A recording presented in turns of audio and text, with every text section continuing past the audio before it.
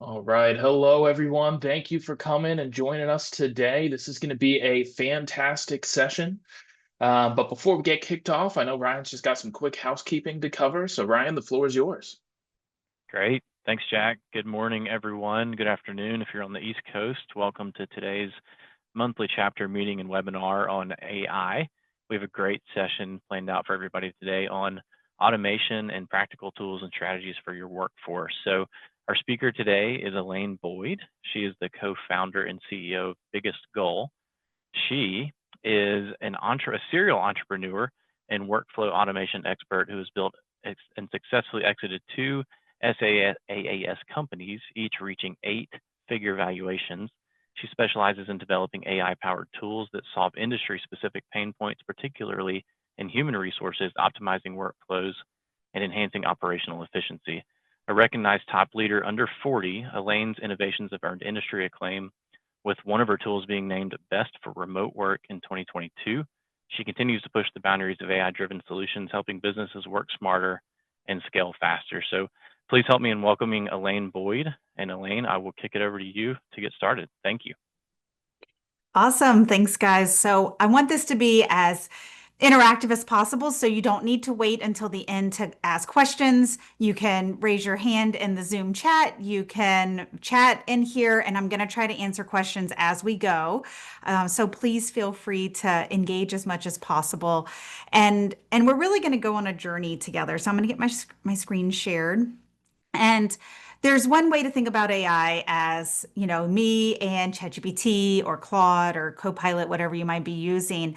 But there's a lot of other ways, especially in HR, that AI can be automated and part of the workflow. So we're going to go on a journey together so that you can start bridging these gaps that might be in knowledge and hear about what AI agents are and really just starting to put those pieces together.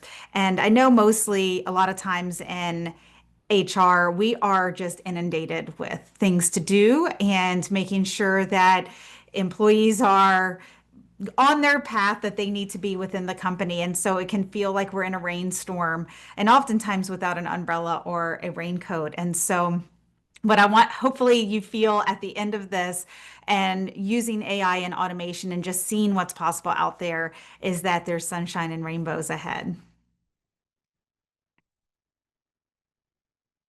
All right, y'all already did an introduction, so I'm gonna skip that. So this is actually a picture of me, and the reason that I really started to focus on this as a way of helping other people is that this is a result of chronic stress. This is what I look like after years and years and years of doing more, and not taking care of myself. And, things with chronic in the word means that it wasn't from a short amount of time that I was under stress. This meant that I was under stress for a long time. And so, what I realized is that when you have chaos and when you don't have systems and you're reliant on manual, tedious things from so many team members, not just what you need to get done in a day, is that adds to the amount of stress. And, I don't know if anybody else feels a stress in their day or their week, but what I hope is that by putting in these automated systems is that it does take something off your plate and that you don't have results like this, like I did. And because that I've been able to do this and I've been at 5 years without an episode, so I'm really happy with just getting to where I don't reach this level and really, keeping my mental health strong and helping my team keep theirs strong. Because we all have enough things to do in a day in our personal lives, not just what's going on in our work life.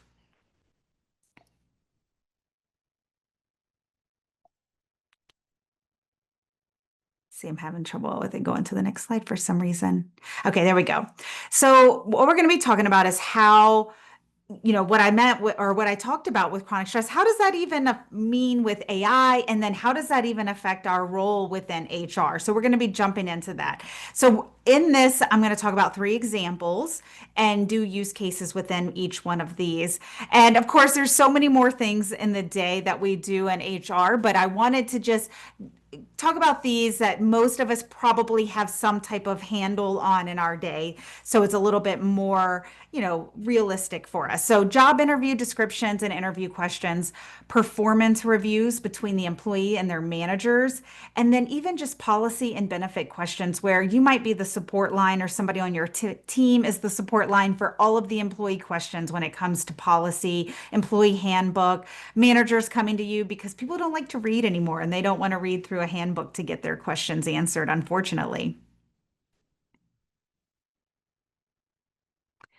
So when I'm going through this, because those are going to be the three main topics, is I read this book called Essentialism, and it's talked about how when we're kids, we're constantly using our imagination and we're constantly asking, what if I had wings and I could fly across the world? And what if I had glitter coming out of my hands whenever I threw them up, whatever it might be. But as we get to being adults, we stop asking those questions and we get into a rut, and that actually keeps us from keeping our mental health. It helps keeping us excited with purpose and things that we like doing.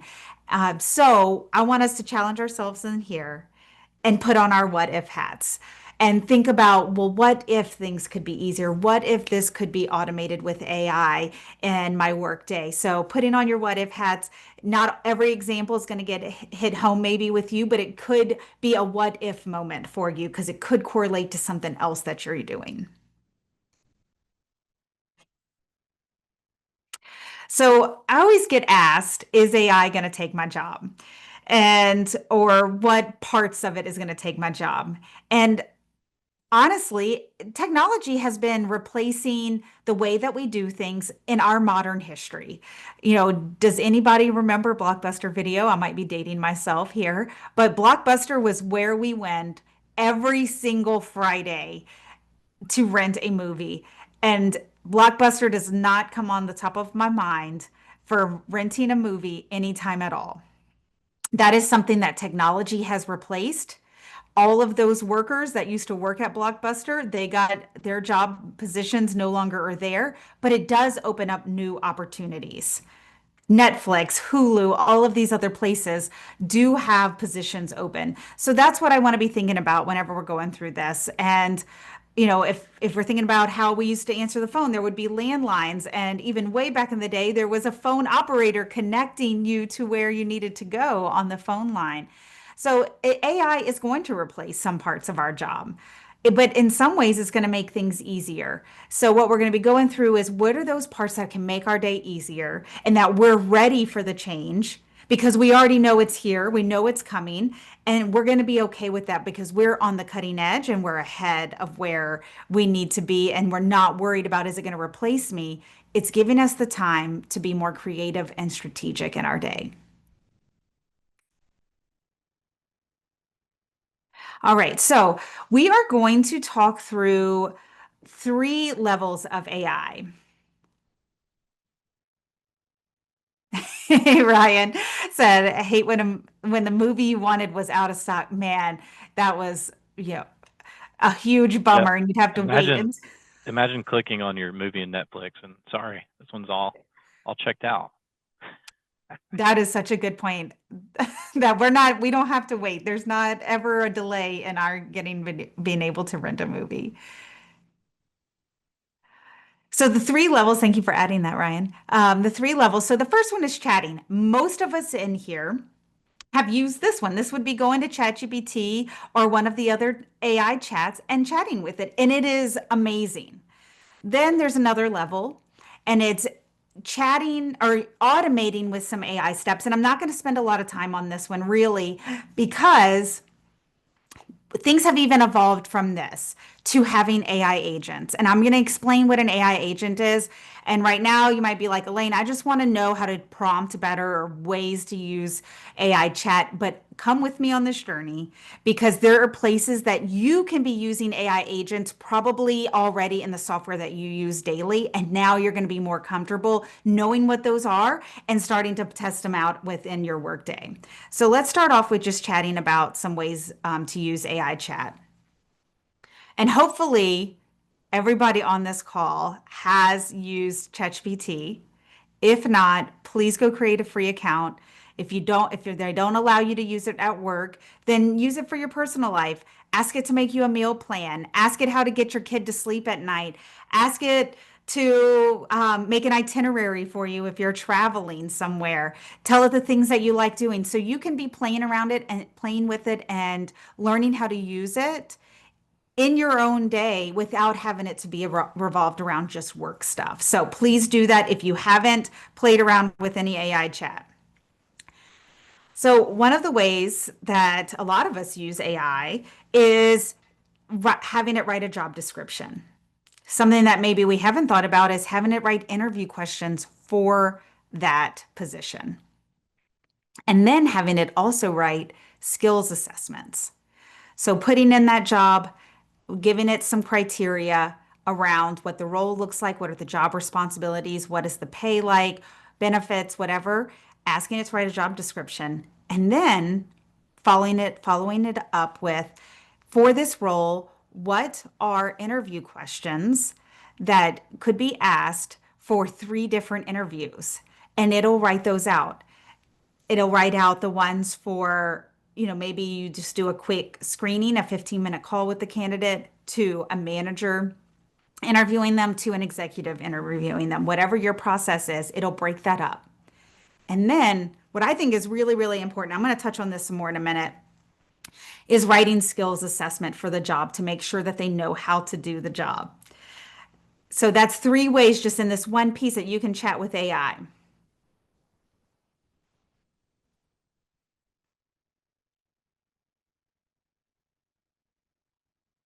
And I want everybody to just take a second, if you're willing, to put how you use AI into the Zoom chat. And there's a lot of power in this because can be so new that we haven't thought of every way that can be using AI. So, okay, one person says helping write emails. That can be a really great way too, especially if you're mad and you're just like writing something out and you want to have a better tone. You can ask it to, hey, write this in a nicer way so I don't come across so rude. Performance evaluation verbiage, I love that. Helping improve my writing drafts. Let's see, Jeff, love that you raised your hand. Please come off mute and ask away. Yes. So first thing I'm going to do is give a shameless plug for my AI startup, Skillframe, based in Nashville. But I'm curious, when you talked about using AI to rate a job description or look for skills, have you noticed that for like higher up roles, basically if smart people are applying for your company, they are going to also put your job description and website in ChatGPT, and then they're going to have this, magic perfect resume where it's kind of becoming a cat and mouse game with, candidates using AI as well as companies using it for screening and making questions, because that's one of the things we're solving for. And I'm just curious what other ways people are, solving for that today outside of what we do. Yeah, that's actually what I was going to mention later on, and I'll go ahead and mention it now. Thank you, Jeff, for posing that, because this is something that people are doing now. And now it levels the playing field for people that may not be actually as skilled to do the job, but on paper they look really good. And I think that's why leveling up the interview questions and the skills assessments are so important. When you're interviewing, not everybody is a great interviewer. Not everybody on your team knows how to really dig into the questions that get to the root of, can they do this job or not? And are they going to fit into your culture? And so utilizing screening questions to get there faster to help screen those candidates, because it is happening on both sides. There's nothing that's going to keep us from potential candidates going and running the job ad through ChatGPT and then having it improve their resume based on that. So one way, and of course you can have checkers in there to check, hey, did they use AI to improve their resume? But it doesn't mean that that's a bad candidate. And on one side, it's actually, hey, they were smart enough to do this. Maybe they're going to be crafty in other ways, so it could be good depending on the position that you're going to be on. But coming up with those skilled interview questions and making sure your team has access to those questions for the role that they play in the interview process and in the skills assessment. And for higher level positions, Jeff, like you said, that may be harder because it might be an executive role, it might be a C-level, C-suite level, so you may not have something that's concrete to do some type of skills assessment. But even management roles can have skills assessments in there. Have them present to you on how they would handle a situation with an employee that's underperforming, coming up with creative ways, and that's where you can utilize AI for doing that. Very cool. Thank you. Yeah. One other thing too that we do internally with our hiring system, and this doesn't solve the problem that you meant, but or that you asked, but that I wanted to share, is the knowledge sharing between interviews. If you have a multi-interview process, is the person, if you get lucky, will write some notes and put it into your hiring system, your applicant tracking system. If you're lucky, they do that. A lot of times they don't, and they just say, hey, I like this person, move them along, but you don't have anything else. So what happens during the next interview is that the same questions get asked. There's no red flags or things like, hey, on the next interview, can you dig into this a little bit more? If you're recording those calls and you have the call transcript, is having AI tell you, does this candidate fit this role? And it'll tell you strengths of the person and weaknesses and things to ask in the next interview that may seem a little weak in areas.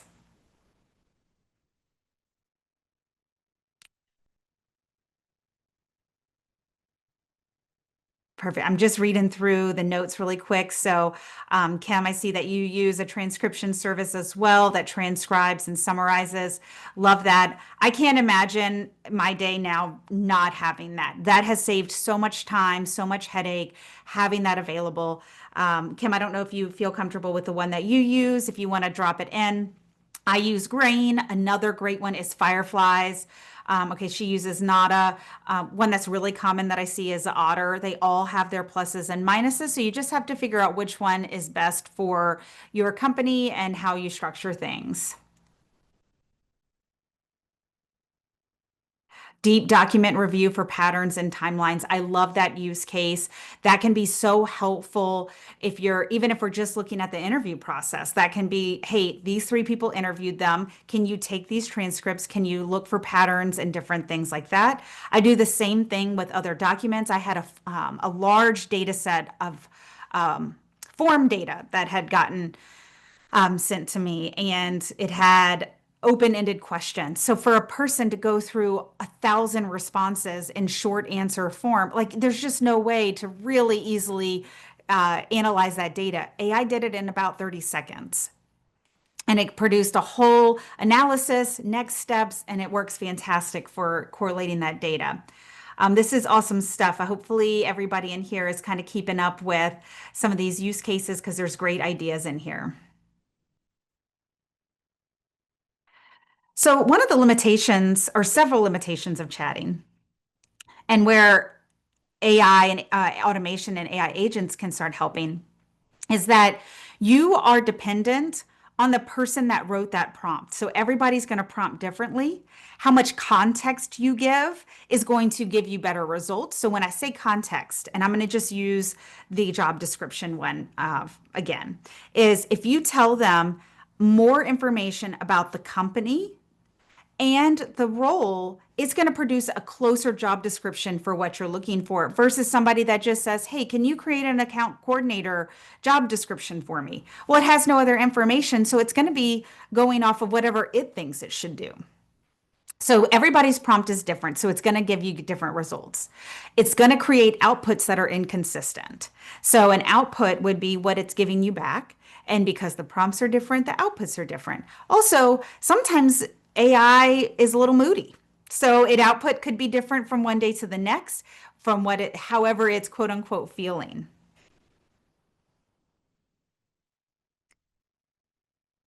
All right, and you are reliant on the person knowing how to use it. And this can be a big thing because a lot of people don't really know. If I went to a team of 20 people about 10 to 20% are using it. The others aren't. And so they are using it in a very inconsistent way and underutilizing it at the company. So this is where AI agents. So I mentioned, there's 3 different kinds of AI, the chatting, there's AI with automated automation with AI steps, and then AI agents. AI agents, my company just started building these in February of this year. So these are very new technology. It is like having an unpaid intern on your team sitting and waiting to do the work. So it's almost like a human. That's why I call it an intern. Are they highly skilled? Maybe not. But are they ready for work and they can do work? Yes. So these are where it's going to take things off your plate. It's going to watch your email support inbox, see what the email request was, and draft a response based on your company knowledge. You didn't have to do it. You can review it and send it. So we have a company that's doing this, and they went from 4 support people down to 1 person part-time, because now the amount of support tickets are being answered 90% by the AI agents because the resources are already there. The AI agent has access to it when that support ticket comes in.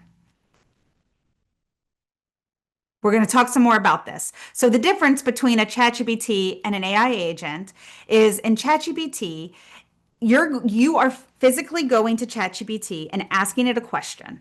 And then ChatGPT is saying back to you, here is what you should do. And it responds with information that you need to go and then take to do something, right? It only lives there. You have to take it, and then you have to go back and forth with it and ask questions. An AI agent is sitting and watching, just like I used the example, it's watching an email inbox. It is going to take it and go and answer it for you.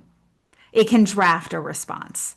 So it's proactive, it's available 24/7, and it's using the tools that you use and the library of information that it has access to. There's a lot of different ways that this can play out. Don't worry, we are going to do this together to start solidifying what this looks like. All right, so we're going to do the job description tool.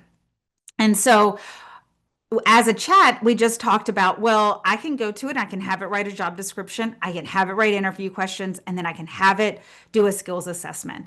That is a person, whether it's you or somebody on your team, doing that manually. Now, and every single person that does it, you're going to get different results. So a different way of doing this and making it part of an automated workflow is an AI agent. So if you do not have to do this along with me, but you can, or if you just want to scan this QR code and have it available for after this call, then you can use it anytime. This is a free AI tool that you have access to anytime. But we are going to build, excuse me, a job toolkit together with those 3 things.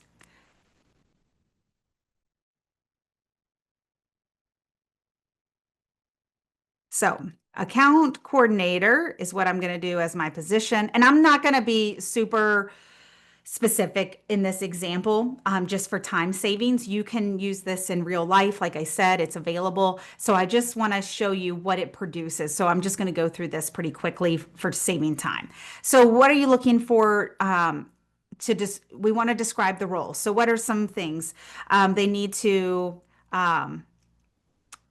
be on client calls, learn the products and services, to support account managers, be a liaison between the client and production team.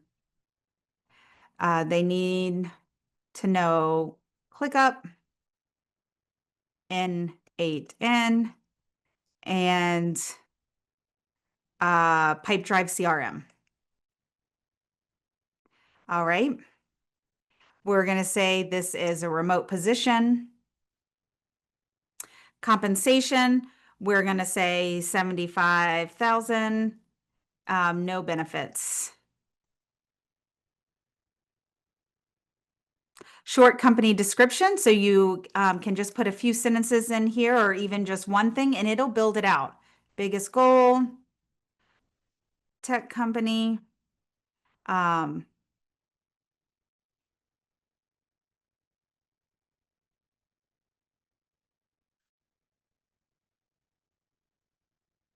I'll put myself here.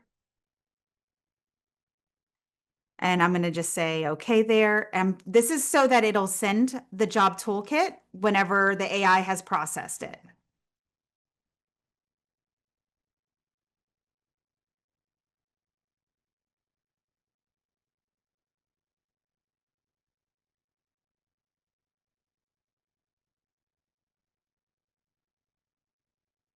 Yep, I sure will. Give me just one second, Beth. All right, so that is thinking, and I'm going to pull this back up right here. There you go.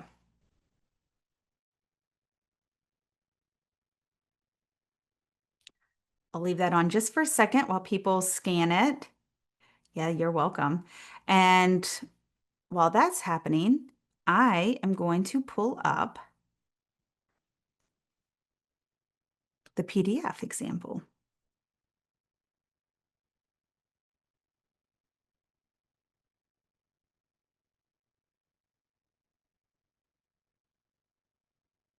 All right.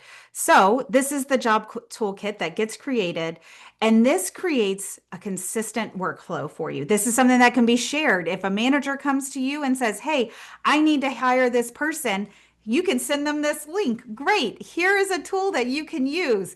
And then I'll get the job posted. Just send me this. So it's going to create the entire job description here. Put in key responsibilities, external responsibilities, what you're looking for in the role. It'll put the compensation in here. So this is not the one that actually got created from what I put. I already had this one pulled up so that we weren't losing time. Why join us, tells how to apply, all these good things. Then it's going to create interview questions, really digging into this specific role. And it can also do it by department. And these culture fits, these are really important because if you move fast and this person doesn't, then this can be addressed here with specific questions on, hey, how do you like to work? Whatever it might be. Closing questions. This is where it breaks it up by the person. So this is the initial screening. This might be the next type of interview person. Gives you a timestamp to expect. And so now you are consistently asking the same questions to each candidate. How often do we ask questions based on how we're feeling that day because we've got 100 other things going through our head? Maybe we don't remember every question. That can happen a lot, especially when we're not controlling the interview and we're having other people do them, that they can be inconsistent depending on what's going on in their head that day. So this gives them a view to go off of and answer the questions that every single candidate has so that you can measure people apples to apples. And then has the skills assessments down here as well. And broken down into different ways. And so you might not do all 5 of these. I think that would be pretty excessive, but it gives you some ideas to go off of so that you can send them to the candidate. All right.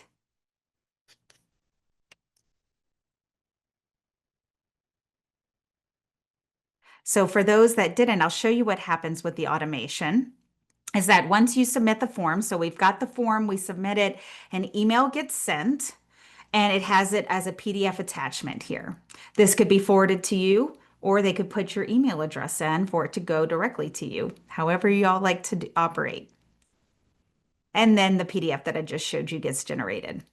If there's anybody on here, this is a tool that we build for HR companies as well. If you are a company that comes in and you are the HR arm of the company, that this is something that could be branded for your company or branded for your client's company, things like that, so that it's not branded biggest goal, but that it's built for as a system that you use with your clients. We already talked about this, why I think it's so important that we get better at the interview process because candidates, like Jeff said, are also using AI to improve their applications to work.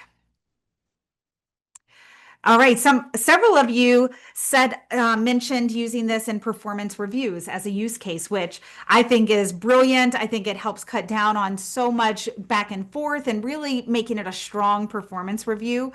It also can help with performance review reminders. So an AI agent can be watching when the last one was and know, hey, this employee's due for the annual review, and they sends a notification to that manager so that they don't get missed. A lot of times, I know we get super busy and sometimes these things fall through the crack, which also sets a tone for the employee that maybe that it's not important for them at the company, where maybe we're not taking that time. So this helps alleviate any stress from these not happening and helps keep that really that professional feel with the career opportunities for that employee.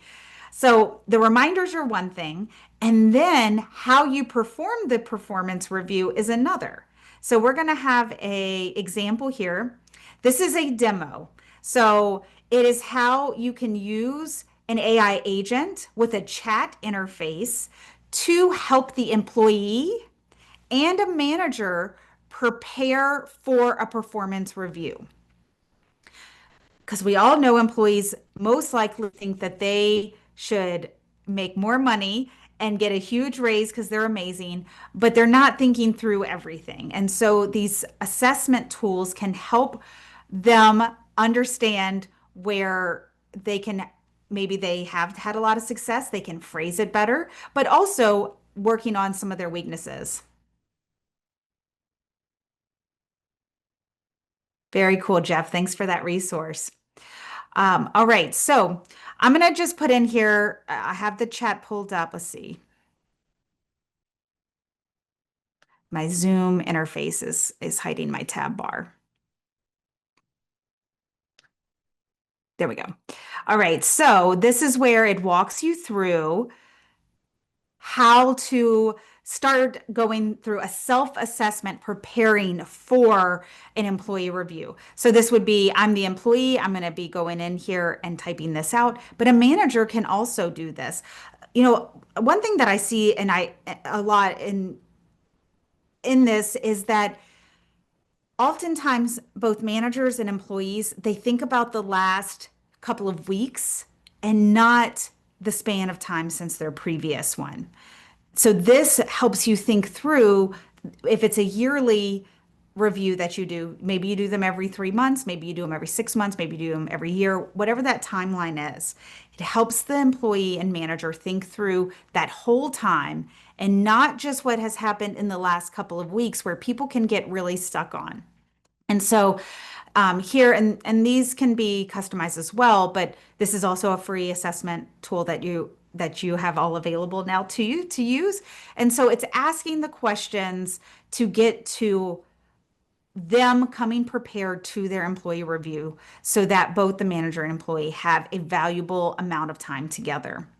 And that employee can still feel like they're on their growth path within the company. So you're free to use that anytime.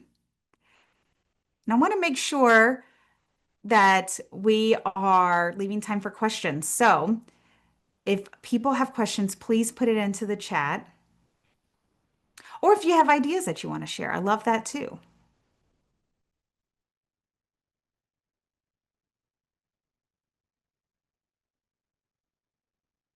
All right.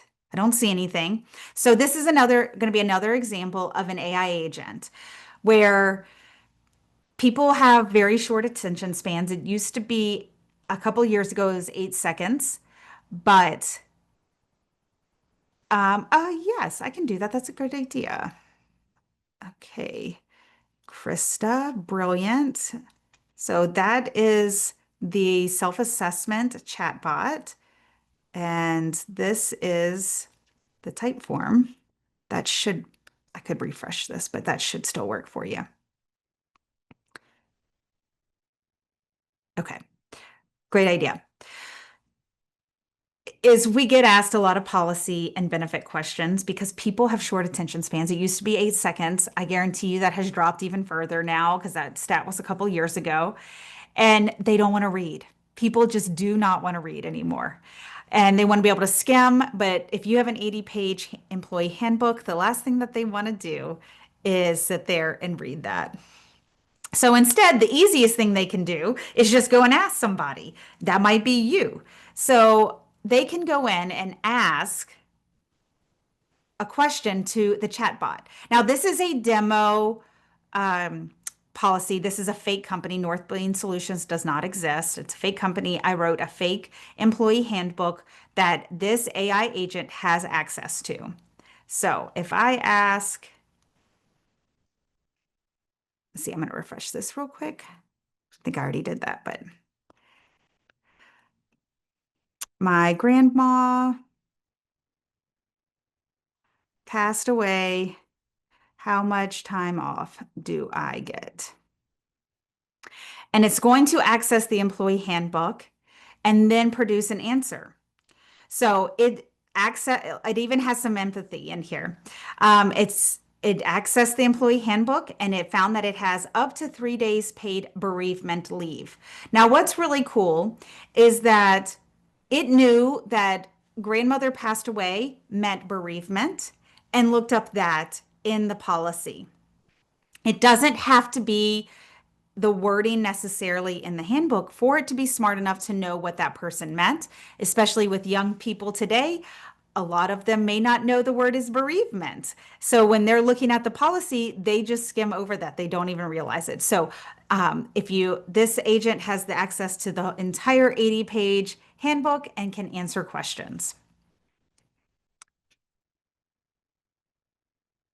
This is what it looks like. And I know we're all HR people here. We're not technically going to go in and build these AI agents. But if you see what is happening on the back end, then you can have that what if and go, wait, I've got a document over here that I would love to have a chatbot on or have it automated from an analysis from what the manager is saying from their assessment of the employee and then the employee is saying. And then AI can analyze that information and produce a review analysis for them for the discussion. And so this is why I show this on what it looks like. So when we just did this policy and benefit agent, this was the chat interface that we just did. All this is saying, hey, when a chat message is received, and this is what we're looking at. This is the chat message here. It's got access to a Google Drive folder.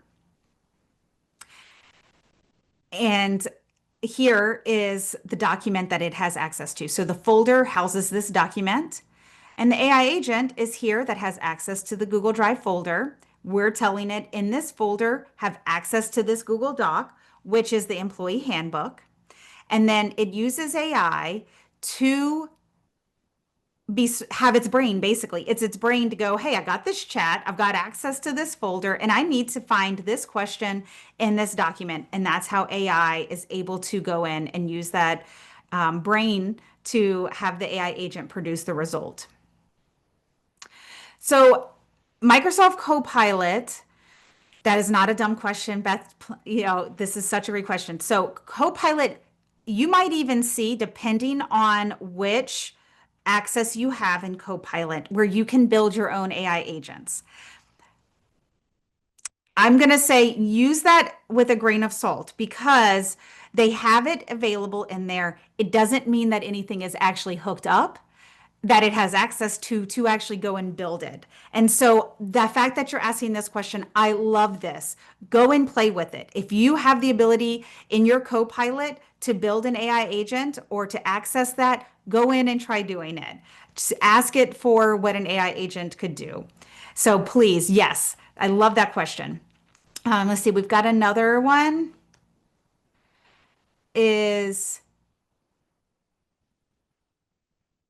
What are the instances of AI giving inaccurate information? Example, policy interpretation.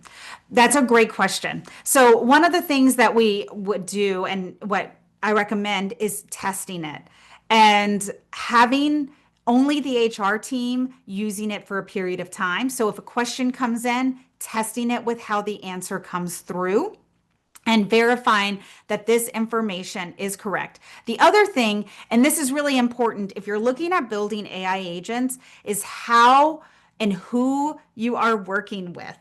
A freelancer overseas that can do it for $500, I guarantee you, is probably not going to be your best resource for doing something like this. They are inexperienced and they're not going to think about it. So, one of the easiest ways to combat that is if it's not in the policy, do not interpret anything.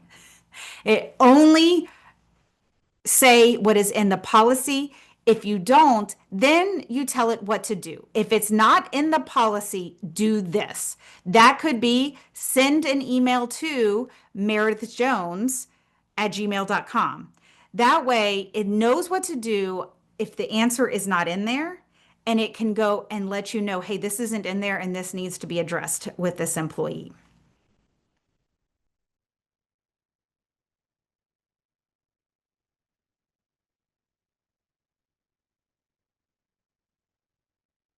Yeah, so one of the questions is, can you force the prompt to always include a compliance caveat? I would fear giving EEs misinformation pertaining to leave or legally sensitive things without referring them back to an actual handbook or HR.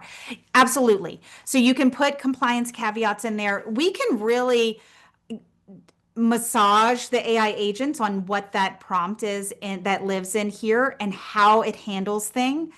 So it should be something like in the bereavement one, where it says you're eligible for 3 days of bereavement leave. You need to confirm this in section 3.1 of the company handbook. It can have these compliance caveats in here. You can also have a disclaimer at the bottom says this was done by AI with access to your employee handbook, but you need to verify that this information is correct. Please, do whatever next steps you want to do. But those can be built in. There are certain things that it has a part of the AI in the brain, and there's also a part that can be consistent with every output that we tell it to have. These are fantastic questions, by the way, guys. I love this. The other thing, and because we're getting into so many good questions here, one thing that I want to also let you know is we often, especially when we're talking about HR and that has maybe some information that you wouldn't want to put out there for the rest of AI to have access to, is that we can build closed systems with an AI agent. So if you're using ChatGPT, especially if you're using the free version of it and you're going in and you're putting a bunch of stuff in it, that goes into the brain of ChatGPT, of how it evolves, how it gets smarter.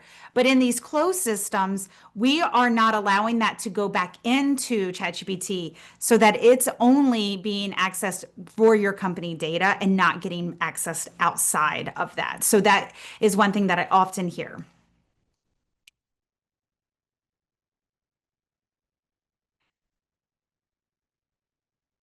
Yep, Jeff, thanks for jumping in. And that's one of the things is that it doesn't have the integration with your other software. So if you're looking at, like a Copilot where it has like AI agents, it doesn't have the integrations with your other software platforms. And so that's where building a system isn't really possible using it, but it might tell you how you could do it.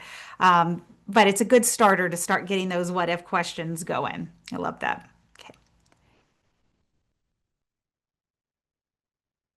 All right. So some limitations of agents. So we've got about 15 minutes. So I'm going to go through these slides, but if you've got something on your mind, please share it, and I want to make sure that we can answer those questions. So agents are here to support you. They're not going to take your entire job. We still need smart people doing things because they are not people. There's context limits, and I would have a hard time understanding this a couple years ago on what that means. But if you were ever in AI and you're chatting with it and it's not producing what you wanted, and you might have given it 45 pages or a 2-hour long transcript, and it just can't get it right, it's because you've blown out the context, that it can only have small windows of data to work with in order for it to understand and give you an output. So an example is when I was working on just the fake company policy for what was North Beam Solutions here, I was creating a fake policy. So I was having AI do it. And I told it, these are the 42 sections I want.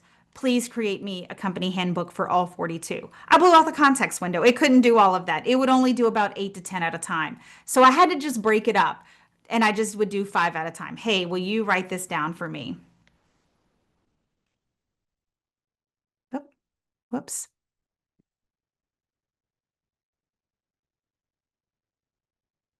That it is a human assistant, that it is not able to really be you. You are creative, you are strategic, but you can use it. And it's not just agents, right? This is AI, any type of AI, that it is there to assist you. And agents really, if you're going, man, there's so many things that I want an AI agent to do. When you're thinking about these, and I can use the example that I showed you over here, this one, is that you only see one AI agent here doing one thing. Now, you can build more complex models than this, but it's always a focused item that AI agent is doing. So it would be, you might have multiple. There's some that we might have 5 to 10 AI agents, a part of a workflow, but it's only responsible for one thing in that workflow. And that's because we need it to not be overwhelmed. We don't want to blow out the context. We want it to be focused and do a really good job at that one thing.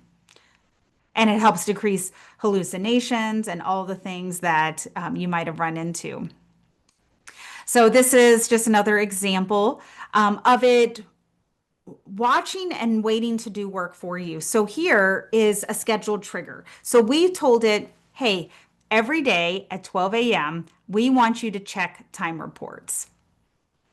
And it has access to a CSV file. We do have a little bit of coding in here. And then here is our AI agent that has access to AI to have a brain, and it's going to output into a Slack channel here.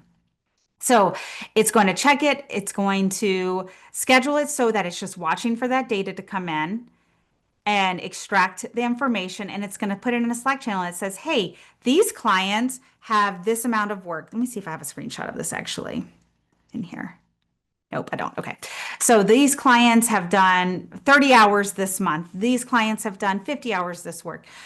This same idea could also be applied to hourly reports for your employees. This person has worked 40 hours this week. They are about to hit overtime. Do you want this to happen? This could be an alert sent to a manager. So watching time reports is another thing that AI agents do that maybe managers just don't have the time to fit in, but that would save the company a lot of time and money.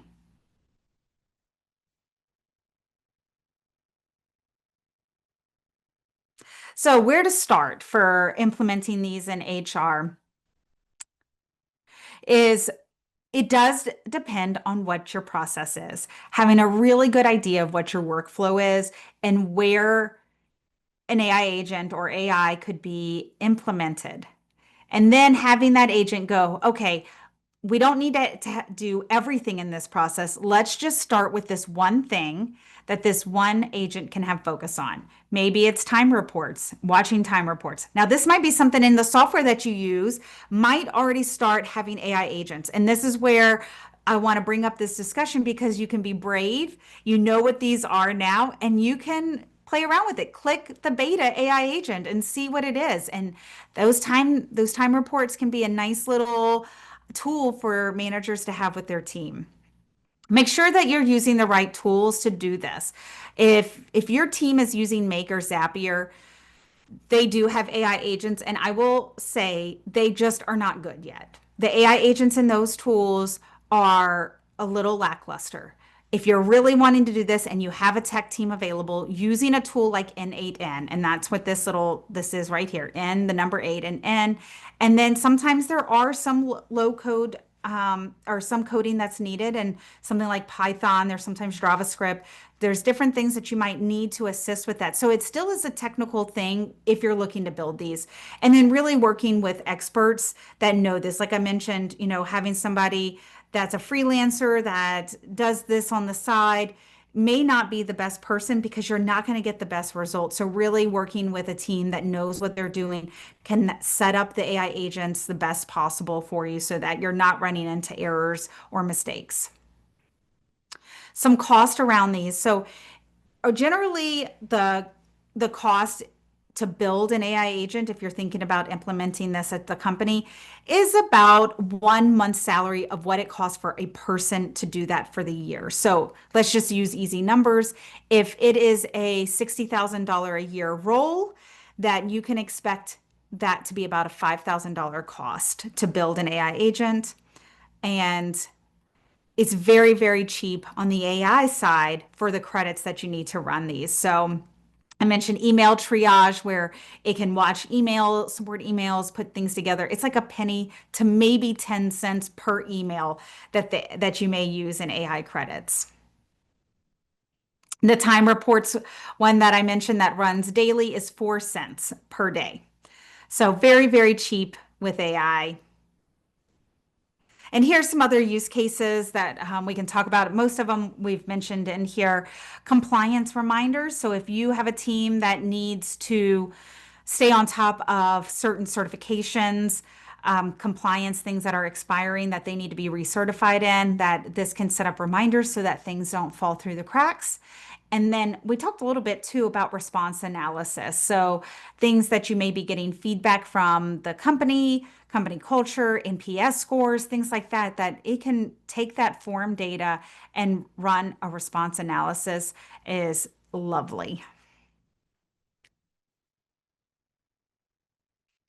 And then just to kind of wrap this up is deciding what to automate with AI. I mean, we get really excited and think about all the possibilities, but not everything is really worth the time to do it. Like, if you only do it once and you don't know if it's ever going to happen again, it may not be worth the time because it is just a one-off thing that maybe isn't, something that you're going to redo again. So having the investment and time into building it isn't there. So some questions to ask. Is it time consuming? That's a perfect one. If you're spending a lot of time every day, every week, every month, that could be perfect. Do mistakes frequently occur? If your team is making mistakes, let's see if there is something that can be done to help simplify it so that it's not reliant on people and an AI agent can do it the same way every single time. Does it reoccur? Like I mentioned before, if it only happens once, maybe not the best case. Is the task being done inconsistently? And that's different than do mistakes frequently occur. So one thing that I love that we build out for companies and that we use ourselves is employee onboarding and training. So when a candidate signs the offer letter and they are coming on board, when they sign the offer letter, that kicks off all of the employee onboarding tasks.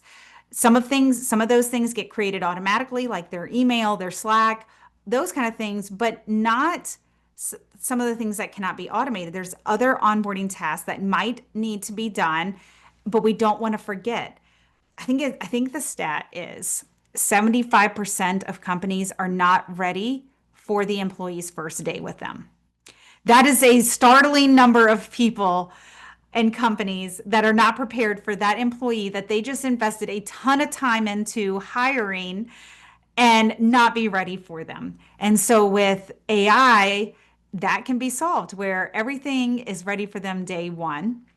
And then the training, employee training, that can be automated as well. So that could be, hey, on day one, send them these 3 trainings. On week number 2, send them these trainings so that it's all automated so that every team member is consistently onboarded. And as we all know, because we're all in HR, that if employees have an amazing first 30 days with the company, their lifetime, I say lifetime value, but that's not really the right word, but the amount of time that they stay with the company extends by like 4x.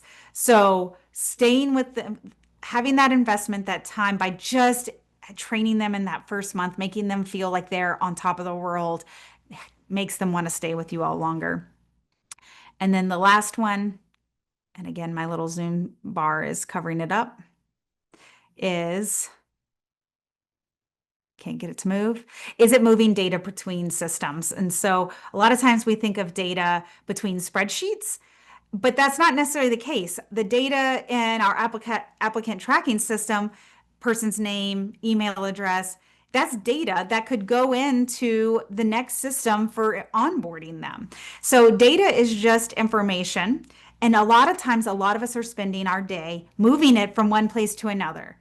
If you do anything in sales, moving stuff from the CRM to your work management system for the account management piece, all kinds of things with just things being moved in between places that could be solved with AI. All right, so this QR code, let's see if I can, oh, no, okay, has a link to my website that has all of these free tools that I showed you here today, plus more. So another one that you might like is the automation ideas starter one, is based on some of the systems that you're already using in your day-to-day. It will output 25 ideas that you could be doing with how you do your work now and the software that you use now. So all of the free tools are there. If you want to scan that, I'll give it just a second. We have about 3 minutes, so we are really, really close to being done. So if you have questions, drop them in real quick or raise your hand.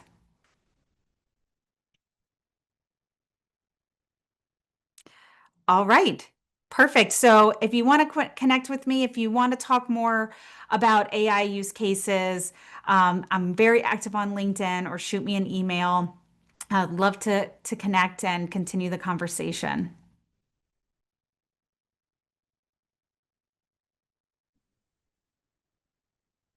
Well, thank you so much, Elaine. What a great presentation. Super, super useful information on AI. I think everybody please join me in thanking Elaine. I'm going to put the link out to MT Sherm in the chat so you can go out there and see a list of upcoming events. And then more importantly, next month there will not be a monthly chapter meeting as we are deferring to the state conference here in Nashville. So if you want information on that, that's also on the MT Sherm website, but I'll link that in the chat as well. So thank you all for joining, and we've got a couple more minutes, Elaine. If any other questions pop up, I'll let you hang. Perfect. And if any of you are going to the Middle Tennessee Sherm Conference, I will be there as well. So I'd love for you to come say hi and introduce yourself.